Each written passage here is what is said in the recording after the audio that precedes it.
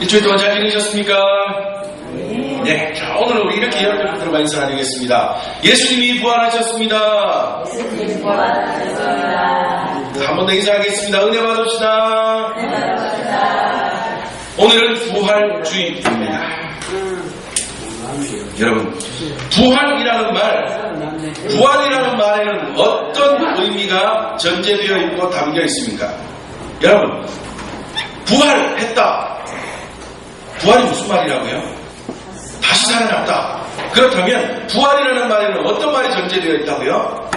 제가 작년에도 여쭤봤고 재작년에도 여쭤봤고 똑같은 말 여쭤봤어요. 자, 부활, 다시 살아났다. 그러면 거기에는 뭐가 전제되어 있다는 거예요?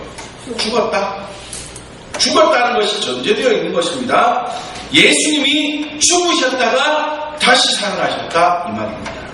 여러분, 원래 사람은 죽었다가 다시 살아날 수 있습니까? 없습니다. 그런데 우리 예수님이 죽었다가 다시 살아나셨다는 거예요.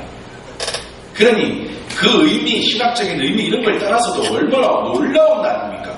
오늘은 정말 놀랍고 기쁘고 은혜로운 날이다 그 말입니다. 우리 예수님은 정말 죽으셨습니다. 어떤 사람들은 아니다, 예수가 죽지 않았을 것이다, 잠시 기절했을 것이다 라고 이야기하는 사람들도 있답니다. 여러분, 사람이 죽었다라는 말은 생명활동이 정지되었다는 말입니다. 의학적으로는 죽었다는 말에 두 가지 죽음이 있답니다. 하나는 뭔가 하면 임상적 죽음이랍니다. 이것은 호흡이 중지되고 뇌의 활동이 중지된 상태를 임상적 죽음이라고 한답니다. 그런데 요즘은 의학이 너무 발달해서요, 임상적 죽음은 뭐 할 수 있어요? 살릴 수 있습니다. 그래서 그게 뭐예요?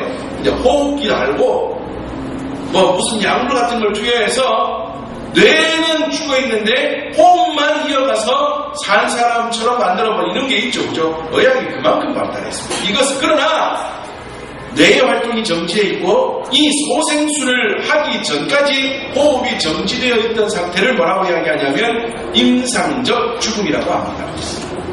그런데 거기에는 소생술을 하거나 또는 산소호흡기를 달거나 여러가지 조치를 하면 살아있을 수 있습니다. 자, 그런데 의학에서는 이렇게 말하는 것은 임상적 죽음이라고 말하고 이것을 넘어서서 또 하나의 죽음이 있는데 무엇인가 하면 생물학적 죽음이라고 합니다.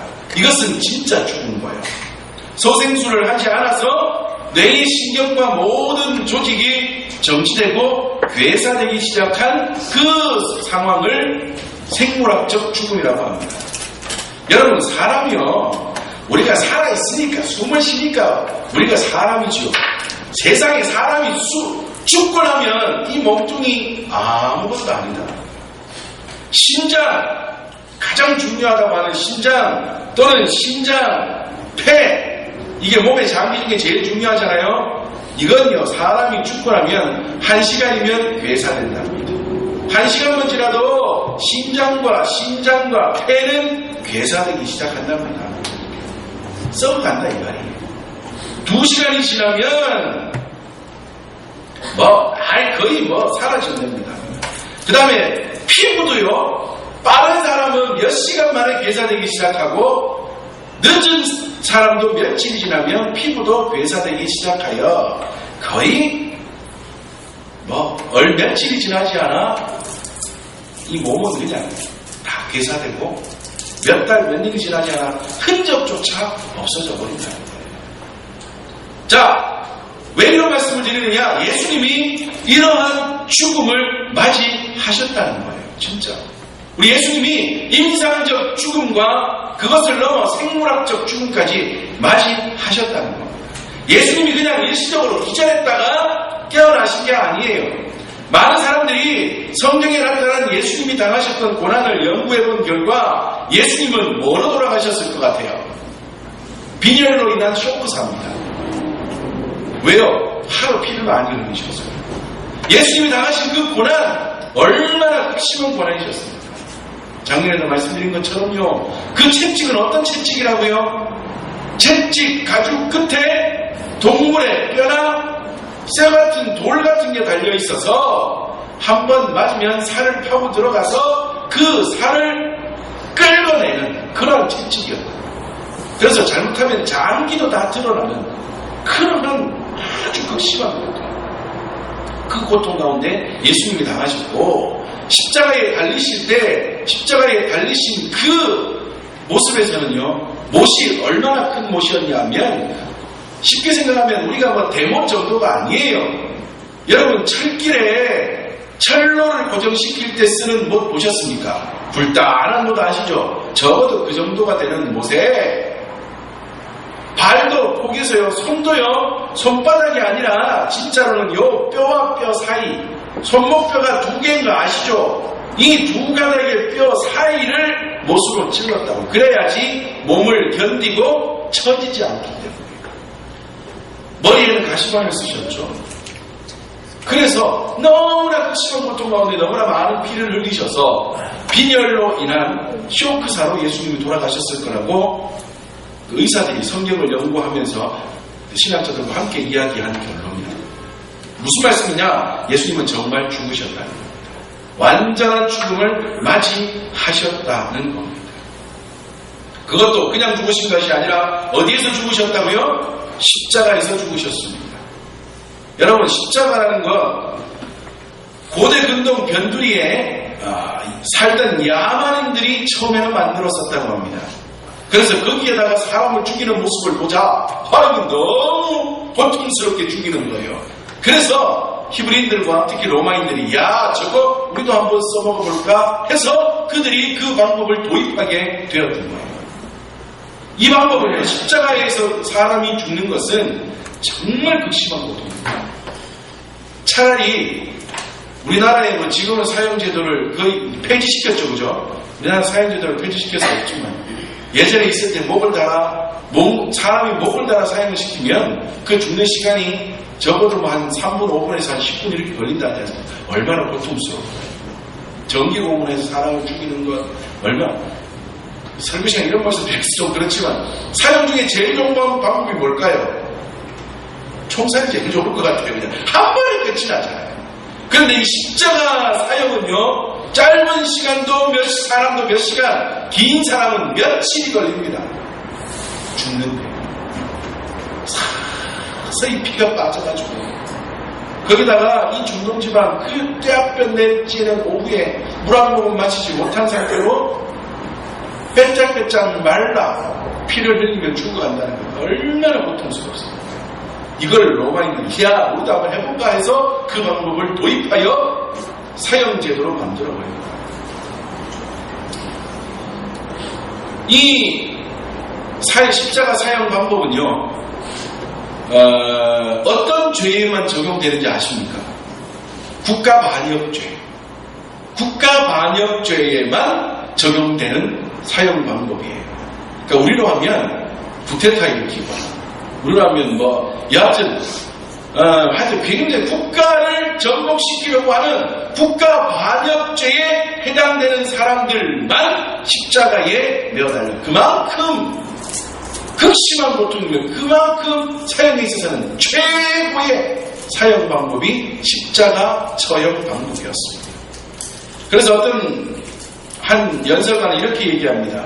세상에서 가장 잔인하고 혐오스러운 형벌이 십자가 형벌이다 라고 말하면서요, 십자가 처형을 당하는 것 그것뿐 아니라 상상하는 일까지도 로마인이나 모든 사람들은, 그러니까 상상만 해도 그건 어울리지 않는 거고 상상하는 것만으로도 괴로움을 느낄 거다라고 이야기할 정도. 그러니까 당하는 게 아니라 생각만 해도 내가 십자가에 달리면 어이구 몸서리 쳐지게 된다. 그 정도로 극심한 고통의 처형 방법이 십자가 처형 방법이었다는 겁니다. 그 십자가에서 우리 예수님이 뭐 하셨다고요? 죽으셨다. 우리 예수님이 그 십자가에서 죽으셨다. 자, 그런데 꼭 이쯤 되면 나오는 말씀이 있습니다. 왜 우리 예수님은 십자가에서 죽으셔야만 했을까요? 우리 예수님은 마태복음 16장에서부터 예수님이 고난을 받으실 것과 죽으실 것을 총 6번에 걸쳐서 예언하고 계시는 말씀을 우리에게 가르쳐 줍니다. 더군다나 마태복음 21장 33절에 가면 포도원 농부의 비유를 통하여서 마치 버려지시고 고난당하게 되실 것을 예수님께서 말씀하시고 계십니다. 마태복음 26장 2절에서는 보면 너희가 아는 바와 같이 이틀이 지나면 유월절이라 인자가 십자가에 못 박히기 위하여 팔리리라 하시더라. 예수님이 그날이 가까워올수록 더욱더 내가 어떻게 되고 내가 어떻게 팔려가게 되고 내가 어떻게 고난당하게 되고 내가 어떻게 죽게 될 것을 예수님이 직접 말씀하셨더라고요. 구약에서도 미리 예수님에 대한 고난의 모습을 예언하고 계시는 모습을 우리가 많은 곳에서 볼 수가 있습니다. 자, 그렇다면 예수님이 십자가에서 죽으신 이유가 뭐예요? 예수님이 십자가에서 죽으신 가장 큰 이유가 무엇일까요? 말씀을 이루시기 위함입니다. 우리를 구원하시고자 하시겠다는 하나님의 뭐요? 약속. 하나님의 약속, 그 약속을 이루시기 위하여 예수님께서 십자가에 죽으셨다. 하나님이 저 오래전 구약시대에서부터 내가 너희를 구원하리라. 내가 너희를 구원하리라 말씀하여 주셨던 그 예수님의 그 하나님의 말씀, 그 말씀을 진짜로 이루시기 위하여 예수님이 십자가에서 못 박혀 죽으셨다. 여러분, 이걸 제일 싫어하는 존재가 누굴까요? 하나님이 약속하신 것과 그 약속이 이루어지는 구원 역사가 이루어지는 이것을 제일 싫어하는 존재가 누굴까요? 마귀예요, 마귀. 그래서 마귀가 뭐 했다고요? 예수님을 시험했다. 예수님이 광야에서 40일을 금식하신 이후에 마귀에게 시험당하신 장면, 제가 몇 주 동안의 말씀을 두 번에 걸쳐서 말씀을 드렸잖아요. 그죠? 이 말씀의 가장 핵심이 뭐라고요? 왜 마귀가 예수님을 금식하신 예수님에게 돌을 받고 떡을 만들어 먹으라고 그러고, 왜 저 높은 곳에 데리고 가서 이거 다 줄 테니까 뛰어내리라고, 왜 그러셨다고요? 예수님의 구원 사역을 이루지 못하게 하기 위하여. 단지 먹는 떡에 눈이 멀게 하고, 단지 5천원 마음에 눈이 멀게 하고, 단지 내가 가지고 싶은 그것 현 상황의 눈을 멀게 만들어 장차 하게 될 구원 역사, 십자가의 사역을 하지 못하게 하기 위하여 마귀가 예수님을 시험했다는 거예요. 그만큼 마귀는 예수님이 십자가 역사를 이루시는 것을 막고자 노력했으며 싫어했다. 그러나 그 모든 것을 넘어서서 그 모든 것을 이기시고 우리 예수님은 십자가를 지시고 그 고난 가운데에 죽으셨습니다. 로마서 6장 23절 말씀에 죄의 싹은 사망이요 라고 말씀합니다. 로마서 3장 10절에 기록된 바 의인은 없나니 하나도 없으며 라고 말씀합니다. 에베소서 2장 1절에 그는 허물과 죄로 죽었던 너희를 살리셨도다 말씀하고 있습니다. 자, 이것을 합치면 뭐가 됩니까? 우리의 허물과 죄로 인하여 의인이 아닌 죄인이 되었고, 그 죄인의 값은 죽음뿐인데 우리는 의인이 아니라 죄인입니다. 우리의 허물과 죄로 인하여 우리는 죄인 된 자들이고, 그 죄의 값은 뭐라고요? 죽음입니다. 죽음, 사망이에요. 우리는 죽어야 돼요. 그런데 우리를 죽지 않게 하시기 위하여, 우리를 살리시기 위하여, 우리를 구원하시기 위하여 하나님께서 어떻게 하셨다고요? 독생자를 예수 그리스도를 주시고, 예수님은 하나뿐인 생명을 십자가에서 그 고난 가운데서 내어버리심으로 우리를 살리셨다.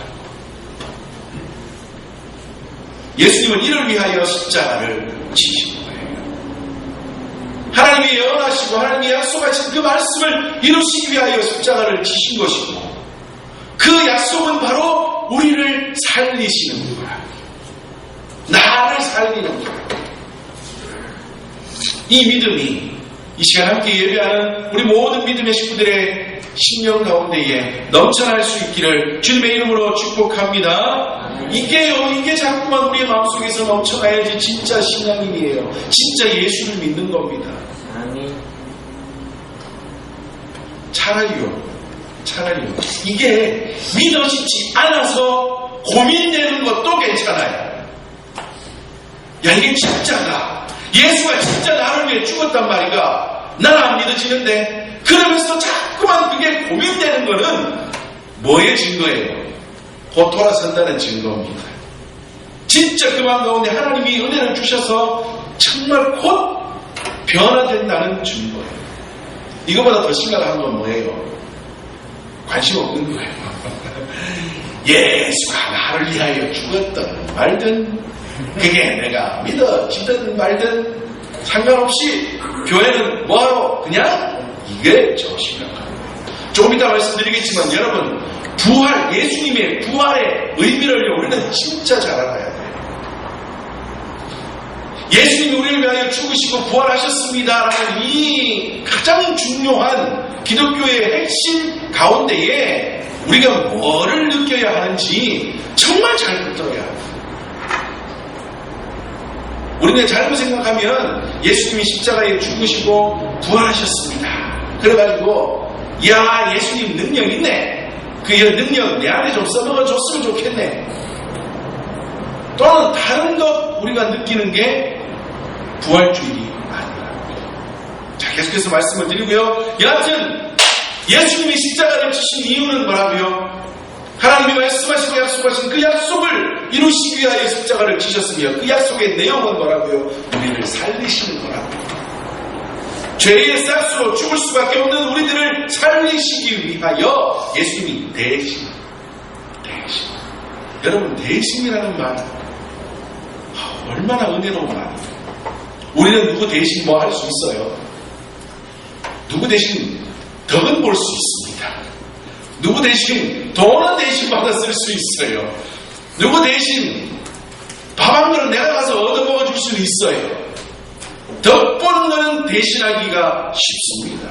아니, 누구라도 먼저 하려고 그래요. 그런데 대신 손해보는 것은 아무도 하려고 하지 않습니다. 그런데 우리 예수님은 우리를 대신하여 뭐 하셨다고요? 죽으셨답니다. 나를 대신하여 죽으셨답니다. 그 예수님의 은혜가 느껴지고 깨달아지고 믿어지는 우리 모든 믿음의 가족들 되시기를 주님의 이름으로 축복합니다. 그런데 예수님이 만약에 죽으셨어요. 죽으신 데서 끝이 났다면, 작년에도 비슷한 말씀을 드렸는데요. 만약에 죽으시고 끝이 났다면 어떻게 될까요? 끝이지 뭐 왜 합니까? 그냥 끝이지. 사람들이 보고는 뭐라 그러겠어요? 아이고 안 됐네. 참 사람은 좋더만. 아이고 노력은 했는데 고마 죽었겠네. 끝이 났네. 그걸로 끝이 날 거예요. 고린도전서 15장 14절에 그리스도께서 만일 다시 살아나지 못하셨으면 우리가 전파하는 것도 헛것이요 또 너희 믿음도 헛것이며 라고 말씀합니다. 만약에 예수님이 죽으셨는데 죽으심으로 끝이 났다면 모든 것이 헛것일 텐데, 아무것도 아닐 텐데, 그냥 끝이 났을 텐데, 우리 예수님은 말씀하신 대로 사흘 만에 다시 살아나셨습니다. 그로 인하여서 다시 부활하심으로 인하여서 우리 예수님이 모든 계산을 끝내셨습니다. 죄에 대한 모든 계산을, 오고 오는 모든 세대의 죄에 대한 모든 계산을 예수님이 죽으시고 부활하심으로 다 끝을 내셨습니다. 예수님이 완벽한 승리를 이루심으로 우리도 그 예수님으로 인하여 완벽한 승리를 누리는 자가 되었다. 우리는 더 이상 이제는 죄에 대하여 질질 끌려다닐 필요가 없게 되었습니다. 자, 그렇다면 이 부활주의, 이 부활의 진짜 의미가 무엇이겠습니까? 우리가 이 부활주의에 딱 붙들어야 되는 진짜 의미가 무엇이겠습니까? 다른 것도 많겠지만 우리가 딱 붙들어야 될 가장 중심이 무엇인가 하면 봐라 예수님이 진짜 하나님의 아들이신지 이걸 우리가 붙들어야 합니다. 이게 가장 핵심이에요. 이게 진짜 부활주일에 우리가 생각하고 감사하고 기도하며 누려야 될 은혜랍니다. 아, 예수가 진짜 하나님의 아들입니다.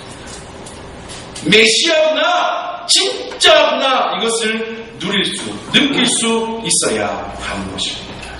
오늘 우리가 읽은 본문 고린도전서 15장 20절에 그러나 이제 그리스도께서 죽은 자 가운데서 다시 살아나사 잠자는 자들의 첫 열매가 되셨도다 말씀하고 있습니다. 예수님은 죽었다가 다시 살아나셨습니다. 진짜 하나님의 약속을, 구원의 약속을 이루어 주신 분입니다.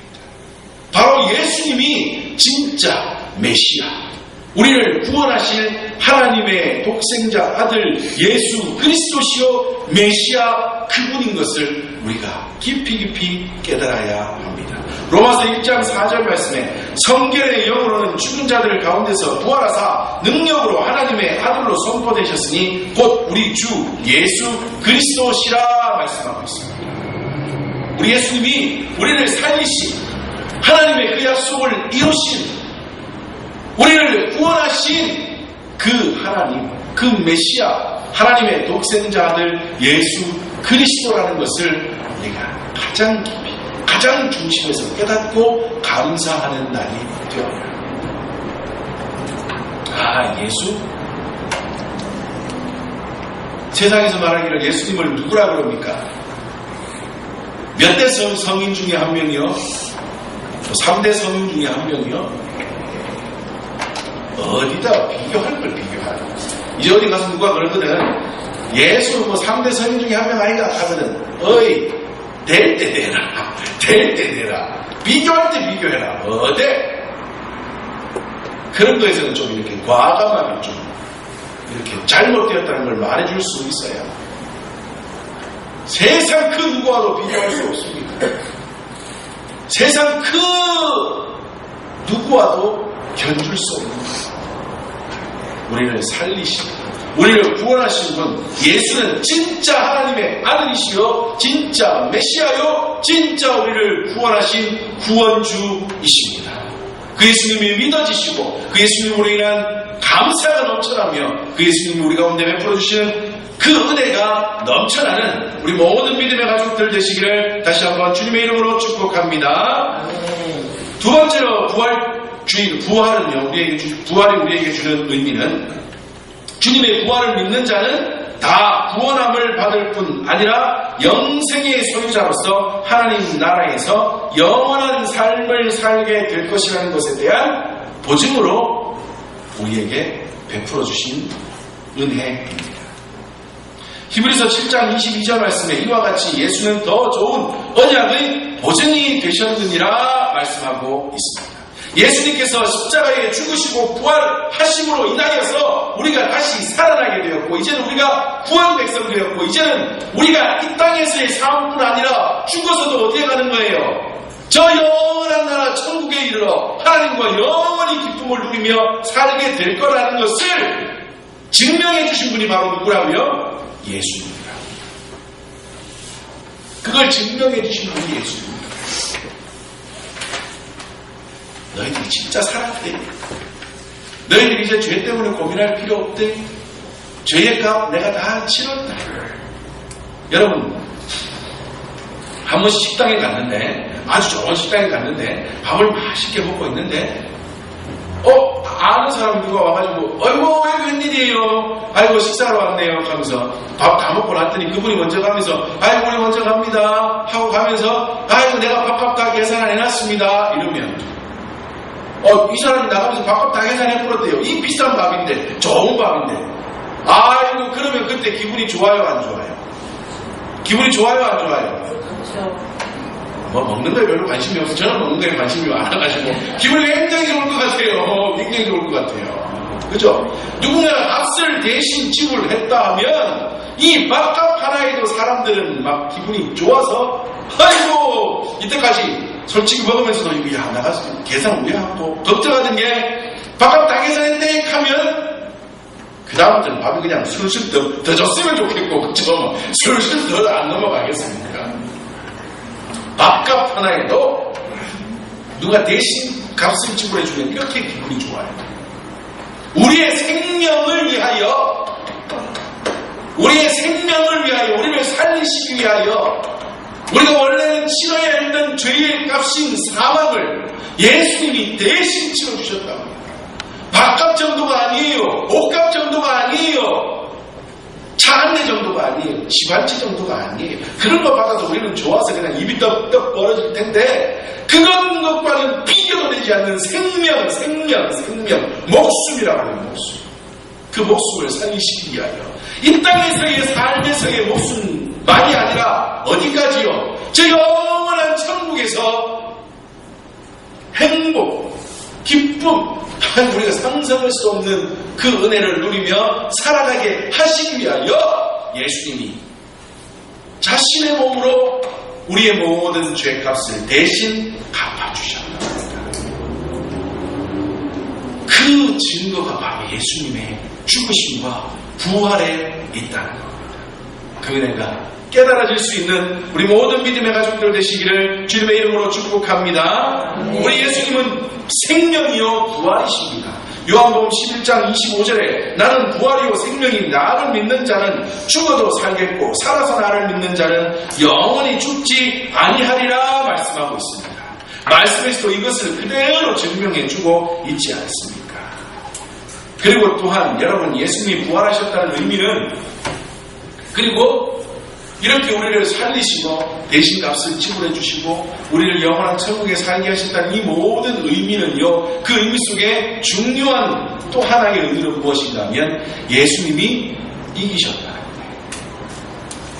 값을 대신 지불하시고 그렇게 하셨다고 마귀하고 그냥 싸웠는데 그냥 그래 끝났다 이게 아니라 예수님이 십자가에 죽으시고 사흘 만에 약속대로 무덤에서 살아나서 부활하셨다는 이 말은 예수님이 완전히 승리하셨다 이 말입니다. 완벽한 승리를 거두셨다 이 말입니다. 사람들은요 원래 뭐를 더 좋아해요? 빛을 좋아합니까? 어둠을 좋아합니까? 여러분들은 빛을 좋아하죠. 그죠? 그러나 이 세상의 사람들, 예수님을 알지 못하는 사람들은 빛을 좋아할까요? 어둠을 좋아할까요? 어둠을 더 좋아해요. 그러니까 에이 밝은 데가 좋지 이걸 의미하는 게 아니고 뭐라고 할까요? 쉽게 얘기하면 착한 걸 좋아해요? 안 착한 걸 좋아해요? 이것도 좀 그렇습니다. 세상 사람 자 우리 오늘 딱 해놓고 얘기해 봅시다. 세상 사람들은요 저 밖에 사람들은 요즘 전에도 한번 설교 시간에 말씀드린 것 같은데 나이 40, 50 넘어가서 결혼한 남자, 여자 그러니까 남편, 부인이 뭐 없으면 바보라고요? 뭐 없으면 바보라고요? 돈 없으면 바보입니까? 뭐 없으면 바보예요? 애인 없으면 바보라고요. 여러분들은 없죠? 이런 바보 세상이 말이 됩니까? 그 얘기가 말이 돼요? 안 돼요? 그런데 사람들은 그렇게 믿고 살아요. 그리고 진짜로요? 있을까요? 없을까요? 집에는 남편이 있고 집에는 아내가 있는데 밖에 나가면 애인이 있을까요? 없을까요? 있어요. 그 다음에 여러분 한잔하고 놀려고 어디에 갑니까? 우리는 자 우리 어디 가서 오늘 재밌게 맛있는 거 먹고 놉시다 이러면 어디 밝은 빛이 비치는 식당 이런 데 가서 앉아있잖아요. 그런데 그 사람들은 야 오늘 한잔하고 놀자 이러면 주로 어디에 가요? 깜깜한 데 찾아서 가요. 깜깜한 데. 어떤 사람들은 술 마시고 춤추고 노는 건 깜깜한 데. 근데 여러분 그거 아십니까? 술집이 왜 깜깜하게 여는지 아십니까? 술집들이 그런 집들이 왜 깜깜하게 여는지 아세요? 바퀴벌레가 많아가지고 진짜 청소 안 하려고. 그거를 사람들이 모른대요. 그냥 분위기 사람. 그래 아니에요. 특히 뭐 나이트 술집 이런데요. 사람 100명 있으면 바퀴벌레 200마리 있습니다. 진짜. 그럼에도 불구하고 사람들은 그런 것을 더 좋아합니다. 이 말은 무슨 말이에요? 사람들은 빛을 좋아해요? 어둠을 좋아해요? 어둠을 더 좋아합니다. 어둠을 더 좋아한다. 왜냐하면 사람의 뭐가 본성이 어둠을 좋아하게 되어 있기 때문입니다. 사람은 죄인이기 때문에 죄성이 어둠을 좋아하게 되어 있기 때문이다. 그런데 예수님이 십자가에 죽으심으로 모든 어둠의 세력인 마귀의 모든 세력들을 밟아 이겨 승리하심으로 약속대로 사흘 만에 부활하사 모든 악의 세력들을 이기심으로 이제는 그 빛이 어떻게 되었어요? 믿는 자들의 마음속에 들어가게 되는 역사가 일어나게 됩니다. 그 이름 예수, 그 예수님의 이름을 믿기만 하면 어둠이 빛이, 어둠의 자녀가 빛의 자녀가 되는 놀라운 은혜가 임하게 되었다. 이를 위하여 우리 예수님은 모든 악한 세력들을 완전히 밟아 이기셨습니다. 부활주의는 이러한 큰 놀라운 은혜가 있습니다. 자, 여러분, 그렇다면 이제 우리는 이 부활의 주인공이 된, 이 부활의 혜택자가 된 우리들은 이제 어떻게 해야 할까요? 어떻게 살아야 할까요? 히브리서 12장 2절 말씀에 믿음의 주요 또 온전케 하시는 이 예수를 바라보자. 저는 그 앞에 있는 즐거움을 위하여 십자가를 참으사 부끄러움을 개의치 아니하시더니 하나님 보좌 우편에 앉으셨느니라 말씀하고 있습니다. 우리가 해야 될 것은 뭐라고요? 믿음의 주요 온전케 하시는 이 예수를 바라보고 저는 그 앞에 있는 즐거움을 위하여 십자가를 참으사. 예수님 앞에 있는 그 즐거움이 뭘까요? 우리를 구원하는 하나님의 자녀들, 예수님의 형제인 우리들을 구원하시는 그 일을 위하여 뭐를 참으셨어요? 십자가를 참으시고 그 예수님을 뭐 하면 됩니까? 바라보고 의지하고 믿고 따라 살면 되는 겁니다.